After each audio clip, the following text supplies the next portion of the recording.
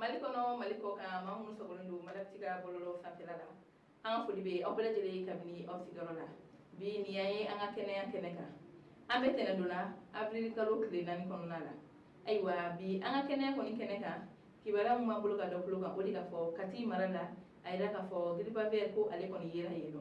aywa kibara mu sila mo kunya la koni ayira ka fo ko direction des services vétérinaires nolu ye chagede mi sigile mu bago ka kenya koni ogun kuna ko ula ayira ka fo ko mi kama mafenwe ni amba ko mavola ko ulu koni chama be da sa ni wakati la kati ale na lamina aywa o kibara nu koni sele ko sekatikalu koni kera sekatikalu ogun koni la ayira ka fo ko ni gripa ver no ale be fo an chama amba do shebana de la gaka ate shet kelen doro mine sabula fembe baga fembe no ni ulube pan ni kamambula ko abulu bela jele mine aywa o kum konna ministre mi sigile be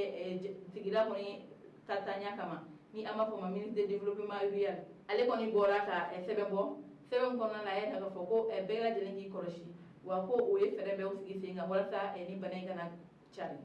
aywa ko fere nun te dore o de ga fo e ma ni nyabala ika kama ma fen koni be no ni ubana ne do walma ina na bari asayala kiga wuli ka se vétérinaire mun mi ga sigidala ka se umma ko fole numa ka nya fole kuyi wala sa o se ga fere be ke banay ngana na chari wa mi re dugula mo ko ni ko bela jelenki ikoloshi magana mi ni kama ma fen ni nya bala ubana ne do ikana la fo kibe mawula walma nu ubana na fana nu sara ikana fo kibudum ko ni ni kan yira igayro la igase kele gana yala mi vétérinaire wi luga yero la kata ni kuma nu nya fo wala sa banay charni be siga la jo sira la tugamina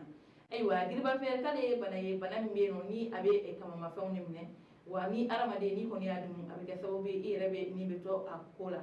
ore ko muna ni ma ko fele nun ko ni no anga kenya tigla mo yi ani ministry mi sigile be mi ye sigida ko ni tanya kama ni ama fo ministre de développement rural ko bela jele ki koloshi ni wakati na ko sabna ni banamte bananyana mai wa ko akajugu aramade ma tugo mina akajugu bagon fana mati aywa ni le kun bi anga bi do kibaro ye kenya ko ko kunga ka do kluka awni ci awa pluma jola aw kambe dunanata